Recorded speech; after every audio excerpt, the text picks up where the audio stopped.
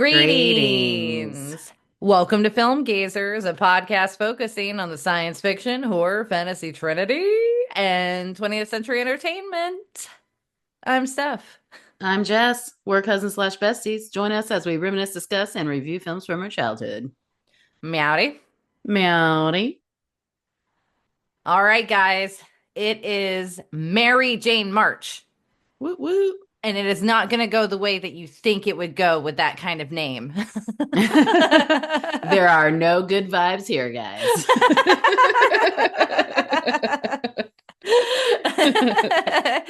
Doing more of the seedier underside. Underbelly of Yes. marijuana. I mean, because we could have done like Cheech and Half, Chong, yeah, Half half baked. Baked, like Pineapple Express. Sure, they're all funny movies. All we're gonna do is sit there and like literally quote like funny things back to one another. Like it's not gonna be much of an episode, right? I I feel like classic comedy movies can be a little harder to like review because comedy is like so subjective sometimes. I was like, one of my favorite quotes from all of those movies is Abba Zaba, you my only friend.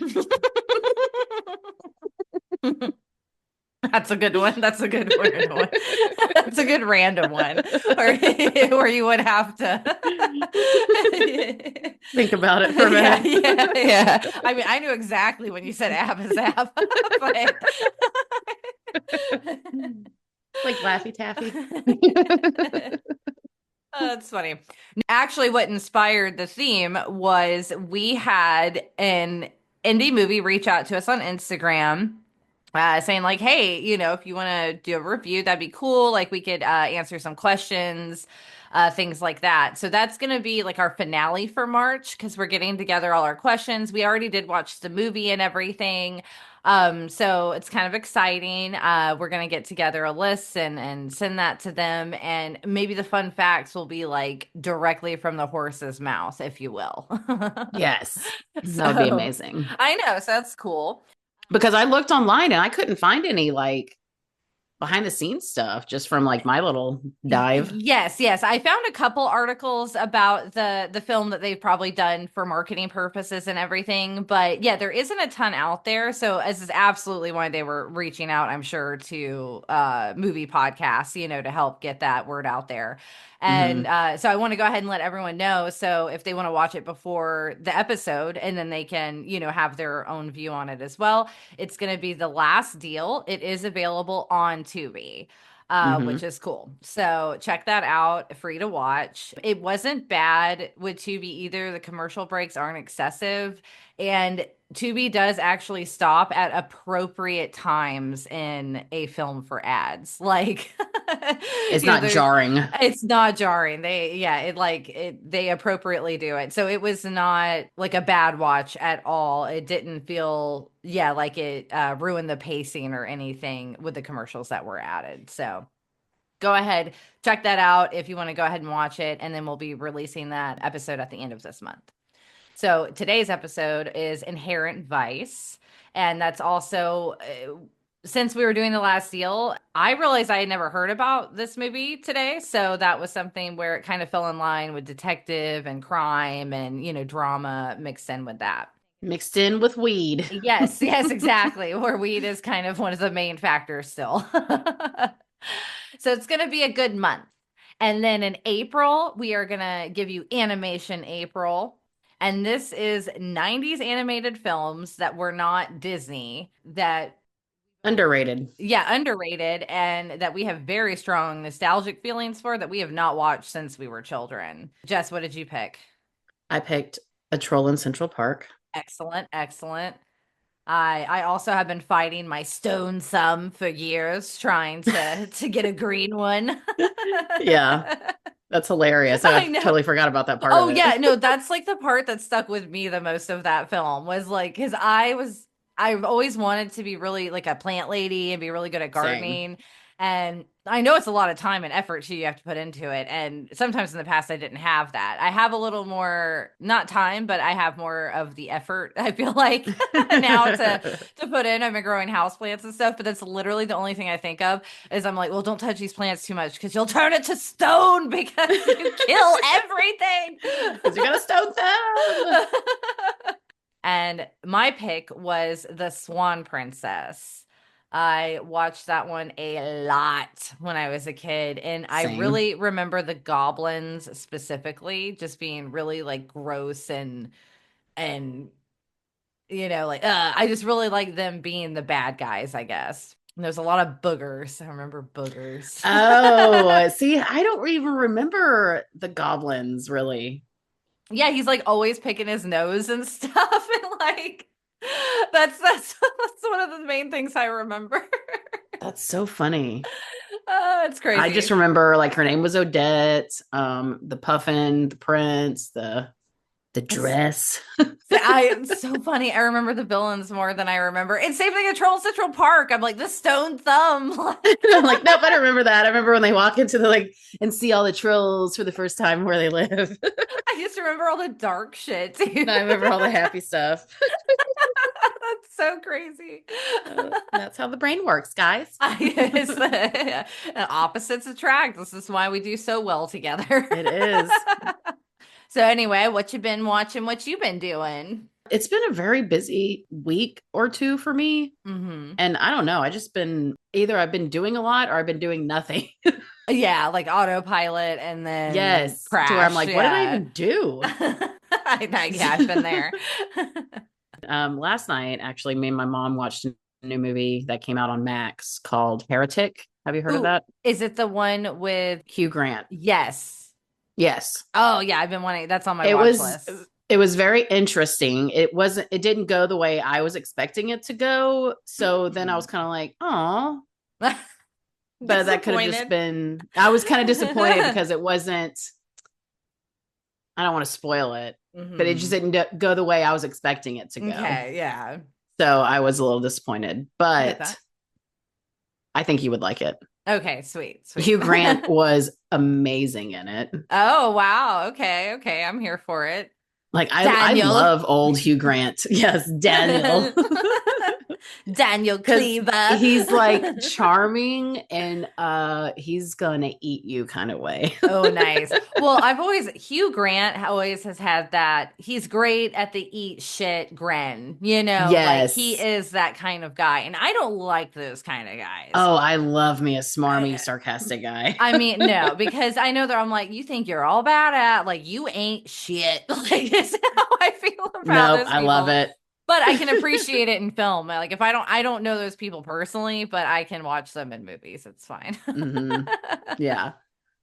Like certain ones I like, but he has the like the kind I don't like. Because Riker also is an eat shit grand kind of guy, And but I I find love it. but he's more endearing. Yes, Well, like he's more like jovial than yes, exactly. But anyway. anyways. Then I've still been watching Supernatural. Hmm. You'll be watching that forever. Yeah, I will be. No, I go through it pretty fast. I'm already on I think I'm already on season 5. Damn, Yeah. you're chugging right along.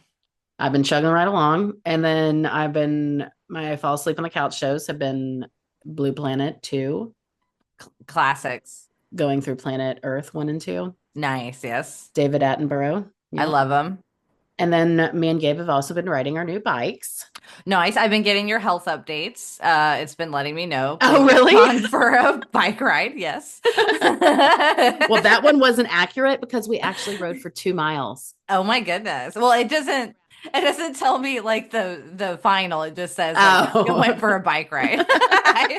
We're like, oh, thanks, Apple. I know. I'm like, okay, cool.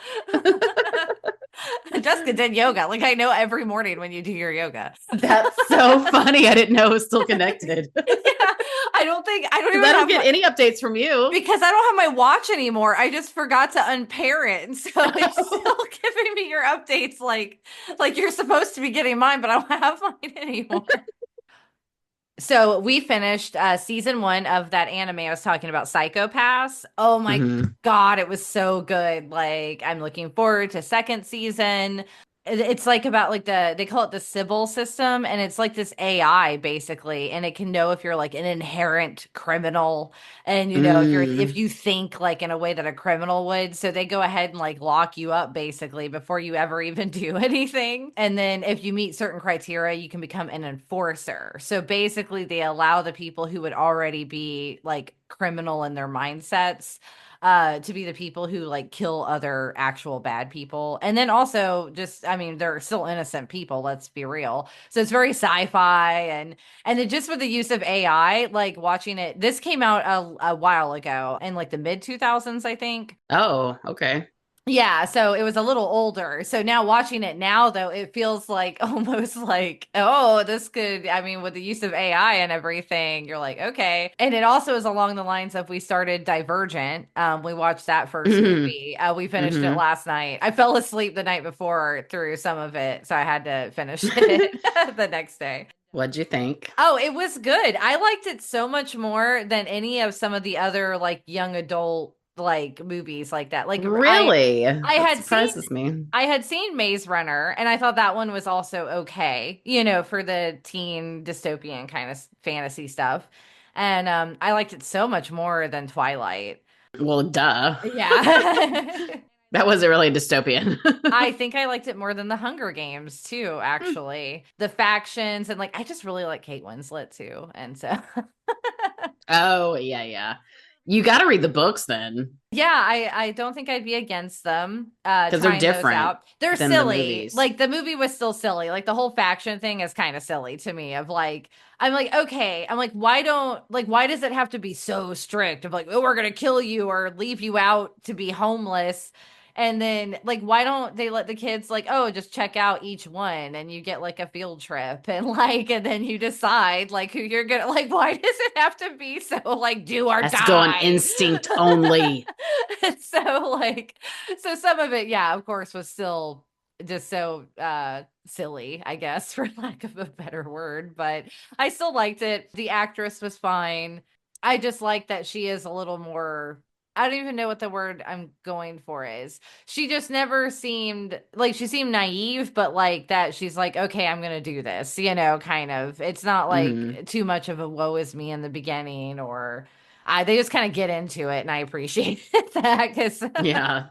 it wasn't like too long and drawn out and cheesy where some of those movies do that, I guess. Do that. Before I'll go ahead and spoil this. I mean, this doesn't it's this movie's kind of old now, I think. So whatever, guys. Yes, it's very old. When her mom, oh, and Ashley Judd, I love that Ashley Judd was in it. And the other guy, Yeah. like I think it had a decent cast. Hmm.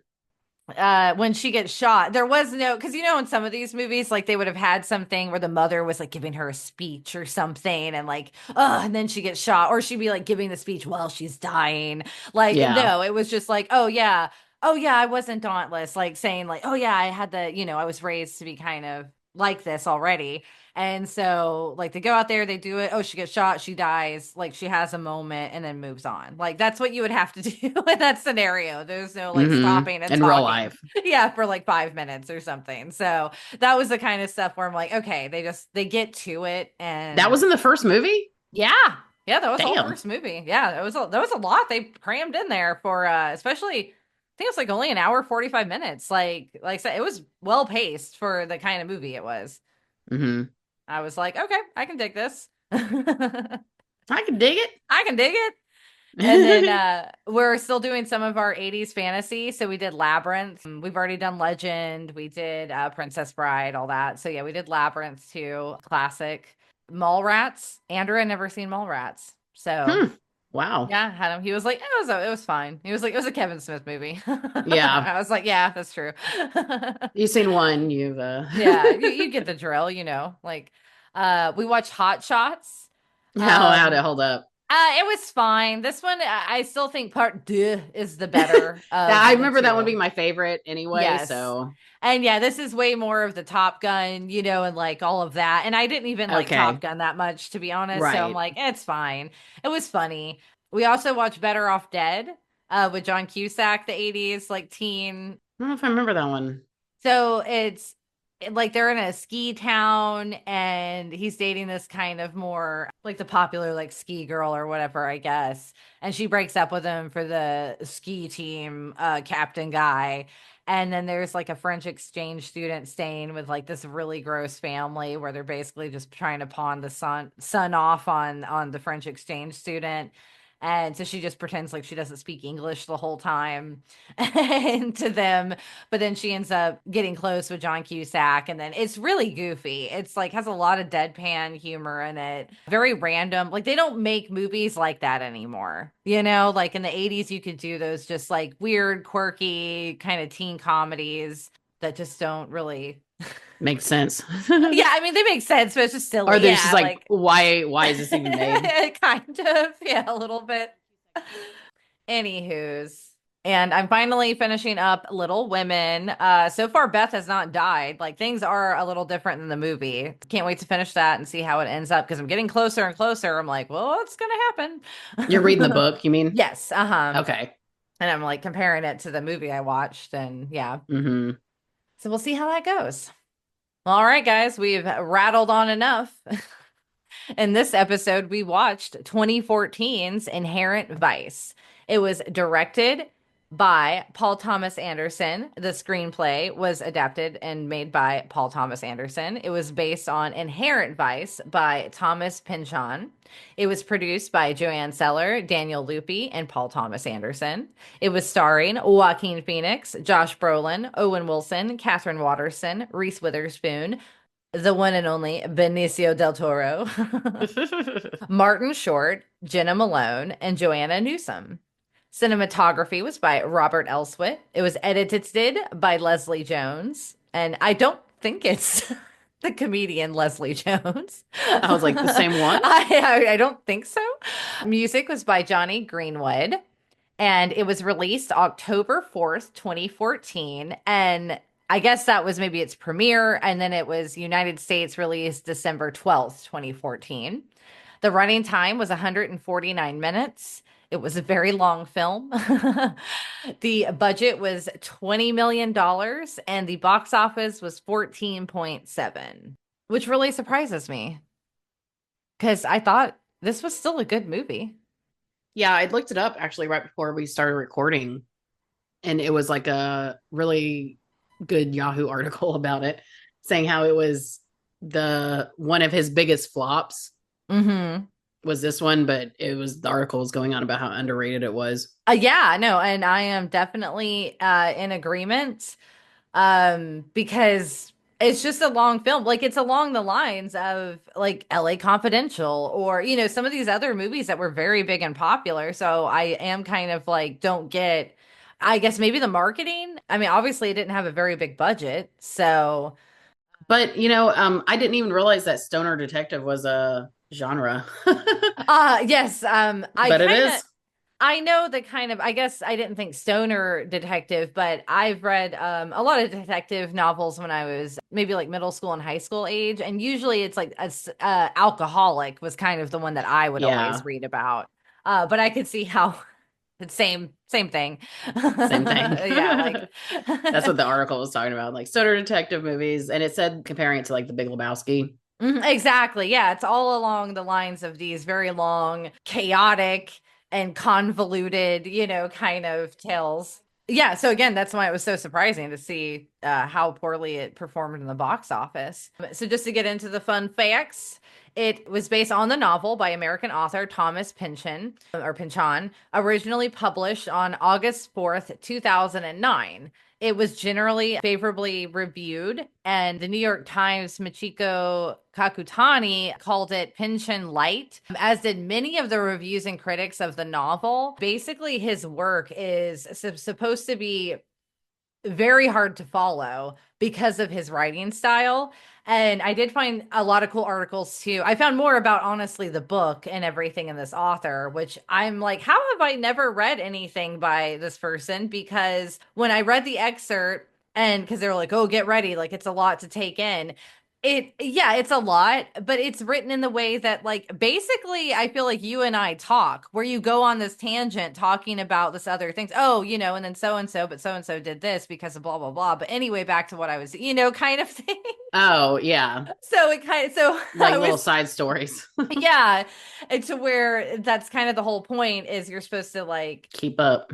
keep up and it's more about in the moment than necessarily and the full plot line or anything like that or an order to things. Right, right. So I thought It's that was almost like you're going along for the ride with them. exactly, which is how all of those movie vibes that we were talking Phil, about too. yeah. Yeah, so I feel like this was just a perfect storm, if you will, for all the people involved to make this what it is. I definitely have this book on my list as well as his other work. It all sounds very interesting. He apparently was like a physicist, like he had studied Hmm. physics. Oh my gosh, I can't remember. It was one of the big universities though, to where you're like, oh shit, like this guy is very smart. And then he's very much out of the public eye. Like he's very reclusive. Apparently, photos don't even exist of him really past the like 1950s. So he was in his 80s, I believe, when he wrote this book. Like he was born Oh, in like wow. 32. So yeah, very interesting. So even if you don't like this movie or don't want to bother to watch it, if you like to read, maybe look into the author because to me it sounds very interesting and I'm definitely gonna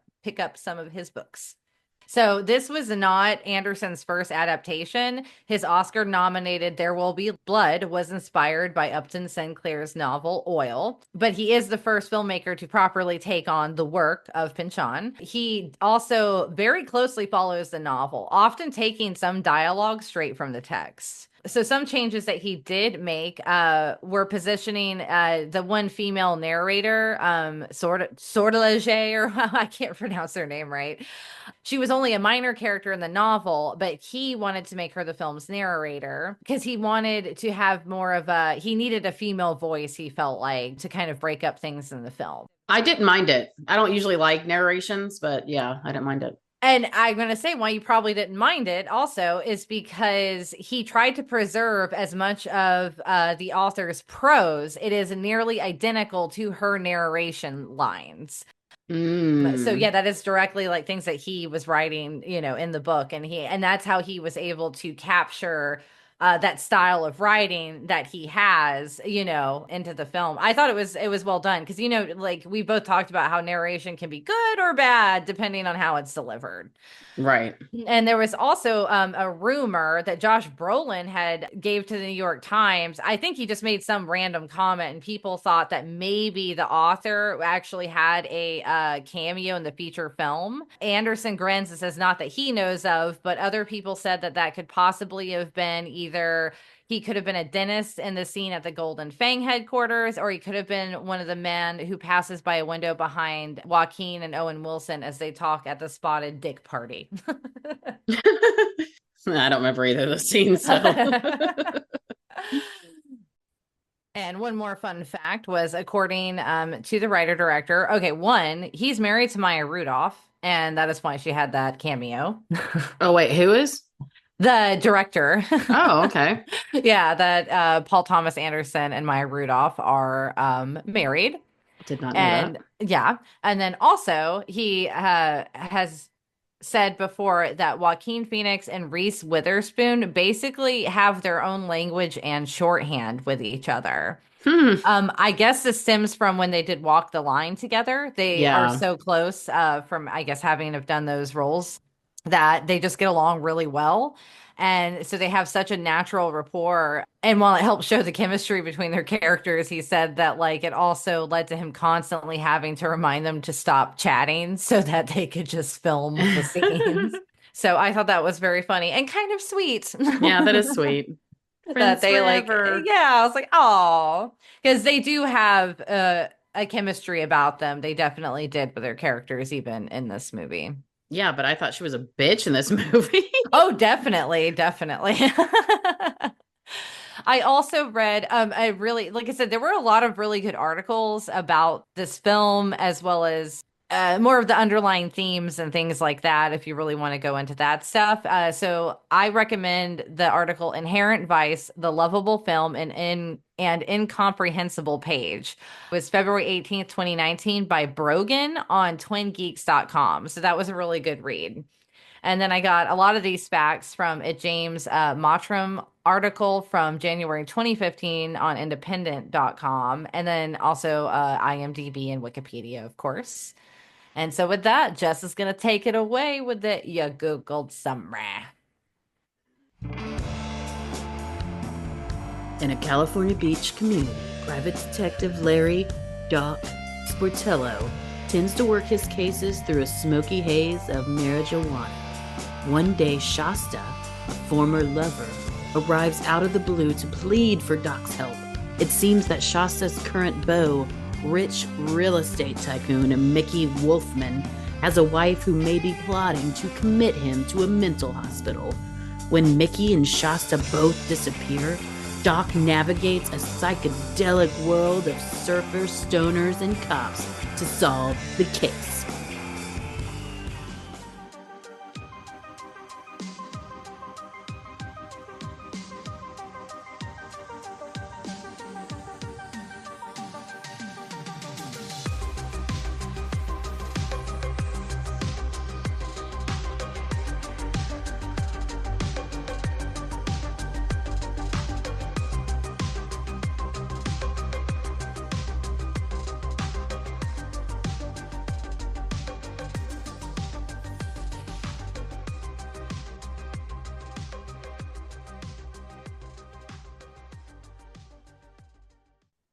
So, as we've mentioned, neither one of us had heard of this movie.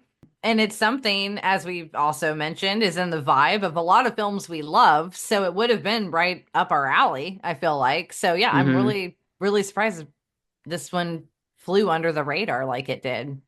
Yeah, but there's no telling what I was doing in 2014. Yeah. What was I doing? That was 11 years ago. Oh my gosh, yeah, that was a long time ago. Yeah, man. I think that was when I was like making ends meet, trying to get out of I think the restaurant industry at that time. So obviously we have no memories of this film, nor was it, like I said, even to our knowledge existed. So we're just going to get right into it. Mm-hmm. My first note was, my bad. I forgot Joaquin doesn't do a film under 2 hours. Right. I mean, I love Joaquin Phoenix, though. Yeah, he's a great actor. And I just saw that 2.5 almost hour runtime. It's like 2 hours 30. Yeah, it was like 2 hours 30 minutes, wasn't it? Yes. Yes, it Yeah. was. Yeah. It was very, very long. It was an hour and a half each night. It's like I watching two know. full-length movies. It really was because I went ahead and I had watched it Wednesday. And so then I texted Jess and was like, so sorry in advance. You're gonna want to watch it the next 2 nights for sure. Cause yeah, I'm like, uh-oh. It's an hour over our preferred runtime. It It was fine. was fine. So we get a narration intro, and it kind of gives us a little bit about Doc, and just straight away this movie It's confusing. is confusing, and it's meant to be confusing. Like, again, you're supposed to be just kind of in the moment a lot of times. And with that, we are not going to attempt to explain the plot to you. Maybe very loosely, but there's no way, even I don't remember, like, yeah, like like even in the very beginning, I knew that's where this movie was going because I was like, wait, I was like, so what exactly does she want from him though? So already I know I'm a little confused. I didn't even know he was a private eye the first half of the movie. I thought he was a drug dealer named Doc. And I was like, maybe he also is a doctor that gives prescription drugs. And I was like, is he a hitman? I was like, is she wanting him to kill the wife? That's what I thought was going on. No, because he very much likes to hammer in. I was like, I got an office now. So it's supposed to be like that he's more legit than when he was a junkie is what they were trying to imply. I did understand that he was a private eye, but I also had read the summary beforehand, so I No, I knew like didn't. he was yeah. So I kind of I so yeah, thinking about it, I'm like I don't know if I would have gathered that if I hadn't already known. So yeah, so yeah, you're like, so what is, yeah, what does she want from him exactly? She just like you can gather enough information that an ex-girlfriend that he still seems to be probably kind of hung up on comes back out of the blue and they talk about how she's dressed, how she would never be dressed. Now, a lot of this is foreshadowing too. And that's what made this film so fun is you kind of don't know what's going to be important and what's not going to be important. Hmm. And I feel like, though, in the beginning, I am going to reference this part because I'm going to talk about it later because I have a whole. I read a little bit about some theories and some reviews I read of what people thought. So he talks about how she wasn't dressed, like she normally would in her whatever it was t-shirt and these like bikini, bottom things. And like she's instead dressed like almost like a little go-go kind of that dress, the mini dress with the hair with the bangs, like Right. more of that look. So again, something in the beginning that you would think is just kind of like, oh, okay, just an observation, maybe a little character development. Hmm. I think it's hilarious that it's the girl from Fantastic Beasts and Where to Find Them. Oh, I did not. I never finished that movie. I thought it was garbage, so I do not remember that. The main girl in the movie. That's Shasta. Oh, nope, don't remember. That's funny. You didn't like the movie? No, I think I tried to No. watch the beginning. I thought it was so slow and just, I don't know, just felt flat to me, I guess. And I really don't like that guy. Like, Oh, yeah, the Les forgot his Mis name. guy. Yeah, I don't like Les him. Mis guy. Yeah, the Les Mis guy. Where I'm like, nope, don't like him. Not a fan. Is it Done. his facial expression? I don't. I think it's everything. I'm just not. I'm just. He's not a person that I like their acting. I guess I don't. Yeah. Sorry about it, but not. Fair. Also, like, You're like, I don't want to watch him. I just don't. That's how I feel about that. That's all I have to say about that. That's all I have to say about that. Forrest Gump. So yeah, so we've established, well, Jessica didn't establish that he is a private eye. And so I did eventually. so he's going around doing private dick shit in a haze of marijuana the whole time. Because they do basically imply, see, at first too, I thought it was just that he just did smoking. But as you go further along, you're like, oh no, he's like snorting things still and like doing other He does things. whatever's Like, offered. yeah, he's doing like it was like nitrous gas at one point. Hmm. So basically, though, it is like a classic noir in the sense of the private dick and the dame that comes in with the weird case with a rich guy, and then there's layers upon layers. And it just gets, yeah, it just kind of gets crazy. You have a little bit of Benicio del Toro's character where he is a marine lawyer, Yeah. like a, so he has his friend there. And then the Golden Fang thing, which There's, is like yeah, dentistry, but also drugs, but also, it's like a gang, and then which is connected to the real estate tycoon guy who is Shasta's boyfriend. And so it's like everything's supposed to be connected, and he's figuring it out, of course, and getting the short end of the stick a lot of the times. There's also Josh Brolin's character, which you're able to gather enough that they grew up together, I guess, on the beach in the same neighborhood kind of thing. oh, I did As not get that. yeah, that's what I kind of gathered from the conversations they were having, because they are connected in some way, like, and I think that's how, because they do mention one or twice about something with the beach of like, oh, you need to head back to the beach or something like. So yeah, so I believe they are connected in that way, and then that is why he's almost such a hard ass with him. And also, Bigfoot partner who died was his lover. Is I that what you don't. were picking up? I almost wonder. Yeah, and I do believe Because there there was so is. much dick references with whatever he was Yes, eating, his like fudge pops or sexuality, yeah, bananas or corn whatever. dogs, and yeah, Yeah. like definitely. And And if they noticed too, there was a lot of scenes that when they're talking to each other on the phone, they had the same phone, but their things that were happening were like mirrored almost. Like he was smoking his dope and then he was drinking his scotch or whatever. And Yeah. then like there was the girl, like his wife that had come up. Like you can Hmm. see why Josh Brolin is like miserable. His wife seems awful and he just seems like a dick. And he almost also represents like capitalism and kind of like the man, And I as think it's because he's a dick because he's gay and he's in the closet. yeah, and he's like repressed. And Yeah. then I think he does have I think he envies Doc Right. to an extent as well. So it's interesting. Like I said, they build this relationship without building it, if that makes sense. Like, because there is so much other stuff going on. Hmm. They're not sitting here having like super deep, meaningful conversations about each other. It's still always kind of consistently still moving the crazy plot forward, even if you don't know what that is or where you're going. Hmm. Because then the FBI gets involved because it's the real estate guy. Because she comes to him and tells him, and then it does happen. And then also it happens, he ends up in the place because he ends up getting a lead out to where what the real estate guy's developing some stuff. And it's at like, but then there's a whorehouse. And you, That has to do with the golden fang. yeah, that's connected with It's the like a Golden front Fake. for them to launder money. Yes, exactly. And he gets a little bit of information with that. And then it turns out that Josh Brolin was the one there though, correct? Because didn't it turn out Bigfoot was the one who knocked him out and then put him with that body? Yeah, that's what I was understanding. So it also seems like he's just also trying to constantly set Him Doc up. up as well. Yeah. So it's like, He's using him as bait. Remember, he oh kept saying yeah, that all the time, like all the time all the time. Like he's just like, because he doesn't care if anything what happens to him. happens. So it's actually pretty funny.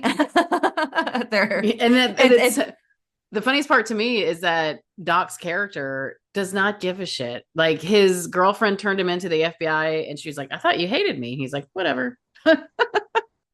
And then Bigfoot having his mincy bee at the end and he's like, are you okay, brother? After all the exactly. shit that he's done to him. I know. He's like, okay. I was like, that's very dude like of him. It was. And I have to say, again, because this movie is so chaotic almost, that I only took like 2 or 3 pages of notes, even. Right, because I had to Uh, keep up. yeah, exactly. I was like, oh, this is one of those where we're just gonna kind of have to shoot the shit. Because you're gonna have to watch every minute. You're gonna have to watch every minute. And then it's very nicely directed and it has a lot of visual implications to help move, the story along. Because okay, here's where I'm gonna go. Again, you are gonna have to watch this movie if you really want to know what we're talking about on this one. I don't foresee this episode maybe getting a lot of listens. All right, because obviously not a lot of people saw it. I know. So I think Shasta was dead at the later half of the film because she shows up and then he keeps asking about her because really that's why he's getting truly involved because he's Hmm. worried about, his ex-girlfriend and what she's got herself into. And they do know that the real estate guy got kidnapped. It turns out, though, that it was basically the FBI all along was helping him. Like, again, you don't know. Like, I mean, was he committed? Was the wife getting what she wanted? I don't even remember. But I didn't really get why the FBI was involved. Like, well, no, they needed him to do the real estate because he was in real estate development in Las Vegas and they were trying to get basically like a white Anglo guy to infiltrate the mob oh, scene. that's So, right. so Okay. yeah, so like I said, there's layers upon layers of stuff and you're not supposed to really know you're supposed to be kind of like Doc, you're just stumbling, kind of around and into this. And you're supposed to, it's obviously meant to be watched several times. Yes, yeah. And that's where knowing I was watching it just this first time and then realizing what kind of movie this was going to be, I was like, oh, okay. So again, I reference where he mentions how she used to dress, and then we saw how she was dressed. And then later, when he does finally find the real estate guy and he sneaks in there, he's able to talk to him. And he even asks about Shasta, and the guy has a tear in his eye. Hmm. And he doesn't even really answer the question either. And then we also know that one Nazi guy, because there's like the guy rolls with Nazis or whatever. So that's like his Right. protection, biker gang kind of people. And so even then he finds that Nazi guy he sees with the little seashell necklace. I was wondering about that too. Yeah, because they reference that even later. And Shasta had shown up with the seashell necklace. And then she was wearing, though, the clothes that she used to wear, and her hair was how it was like when he's talking about how she was when they were together. And then it's a very weird sex scene between them, kind of, Yeah. Did not like like that at all. I was, yeah, it was super weird. So I just feel like that was all in his head. Like I don't think she was there. I think that was him coming to terms that she had died probably out on that boat is what That I think would happened. make a lot more sense. Uh-huh. And I think that the Nazi was involved and that's why He was wearing the necklace. possibly, yeah. Like that's what I'm gonna interpret it. I did read a lot of people also feel the same way, and then a lot of people don't, and it is meant to be, I think, open to interpretation. So that is the one I'm going with because to me it makes the most sense. And then as well as the ending when he's driving away with Shasta in the car, and they talk Hmm. about how they're still not together because she's dead. They can't actually be together. Hmm. But I also feel like that it's also him kind of moving on because this movie too, while it's crazy and all this, it also is almost like commentary because it's supposed to be like and going into 1970, like the hippie movement is like dying at that point, like things are changing and Right. he's changing, like he's not a full addict because they do basically kind of go into him and Shasta were full-blown addicts.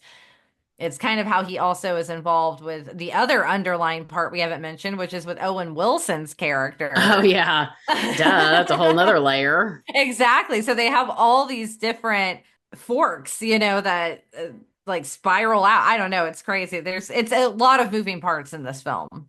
Yeah. And that was kind of horrific. Jenna Malone, her story about her crack baby. I know. And you're like, what the fuck is this shit? When And he you're looked like, at the why? picture. Yeah. Like And I was like, oh the shit, she's still alive. like the movie is so it can be so dark and then have these like thrown in comedic elements that are just like perfectly timed. Yeah, that was my one big theory I wanted to talk about was with the Shasta of what I thought of with that. Was there anything that you picked up? No, I mean, that would make a lot of sense because I was confused at the end. When she showed up, I was like, this has to be his imagination. Yes, yeah, and that's what I think too. I don't think she was there either at the end. That yeah, that was just him imagining, thinking about her, that kind of stuff because of everything that happened. Yeah, especially when he was laughing about the Nazi's necklace. Exactly. And that's And where I then was at the end, when Josh Brolin was like, yeah, I knew you were a good shot. He was like, you're there the whole time. He didn't help.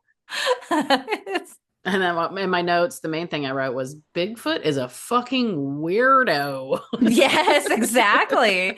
Because yeah, they go through that. He does end up saving him, but only to try to get him in harm's way again. Like again, he's kind of using him as bait because he like steals all the money from some of it's the Golden Fang people, right? Like, or was it the drugs? It wasn't It was even the money. I think it was drugs the drugs. Yeah. and stuffed him in his car Like and then sets off. told everybody that he had the drugs. And then I'll be honest, I don't remember exactly how it ends. Like, does the cop like do anything? Does Josh Brolin's character like, No, remember he eats the whole ashtray and yeah, then walks out accepts basically? I think that's just him accepting like, his shitty life.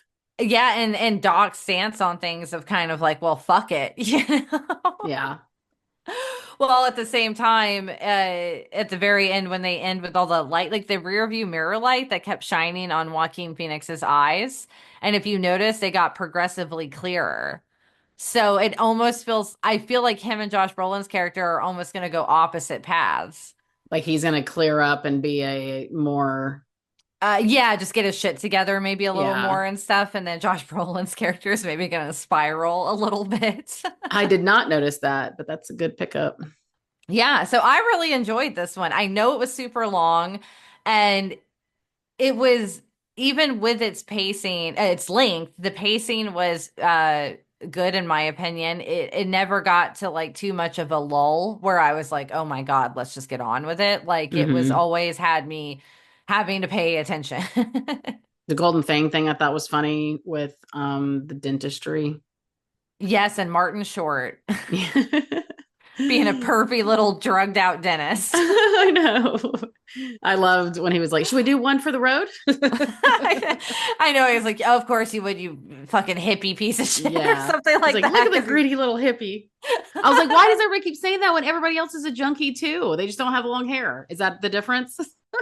You can just pass as normal." I almost wonder if that was, yeah, because like the hippies of that era, like were, I mean, discriminated against, I think, to such a point. They still are. Like I just saw a comment today that said, "Oh, well, all the long hair should be happy." I'm like, "It is 2025, ma'am. I the long The hairs, long hairs, are we really reverting back that far?" like what the fuck does that I mean? didn't realize it was 1969 again. Like, I know, Lord of mercy. What year is I it? know, it's crazy. Um, so overall, though, what were your thoughts? Like it was a crazy movie, I'm not gonna lie. If I feel like if I was in more of a mindset to watch a movie like this, like if I was prepared for what I was watching, I probably would have been more into it. Yeah. So I'll have to give it another watch. Especially breaking it up in 2 days. I mean, that's I agree that it was a very long movie. I knew you weren't gonna have the time after work to like do a whole sit through probably. So I do regret you didn't get to watch it all the way in one sitting, because I do think it is, yeah, along the lines of some of your like favorite movie, The Big Lebowski. mhm. It does have that humor in a way, and the visuals are still done really well. And yeah, and it was just crazy. I enjoy a good crazy hectic romp detective, style. And I love the swinging 60s. Yes, I yeah, like anything exactly. 60s, 70s related. Yeah, I agree. It's a fun era to do period like films about, for Hmm. sure. So yeah, overall, I think we both would recommend this movie to people. It's long as shit, but watch it twice even. I do think, yeah, I would definitely watch it again so I could see and pick up on things that I definitely missed this first time around. So all right, guys, that was Inherent Vice, right along the lines of the crime, drama, drug kind of theme that we Stoner have. detective. Yes, for this month. We are looking forward to releasing the last deal episode. Can't wait till we're able to get some questions and everything together for that. It's going to be a lot of fun. And as always, you can find us at Film Gazers on all the social medias. You can look for us on Letterboxd if you would like. I believe, I don't know if I shared, I'm pretty sure I shared my link on the Discord, and that is Film Gazers Podcast Community, where you can find us there. I'll be honest, I'm going back into our summer season. And I think, as I mentioned, every time around this year since we've started this podcast, that is when I get busier at my full-time job. So I am going to try to not slack off as much as I did the previous year We and shall see. still be involved. We say that almost every other episode. Life is life, and man. Life is lifing. So, with that, I hope everyone has a great spring that's coming up, and everyone who's in the colder climates is getting to thaw out and enjoy themselves a little more. For us, it's time to hit the dusted trail. Until next time. Later, Later, taters. taters.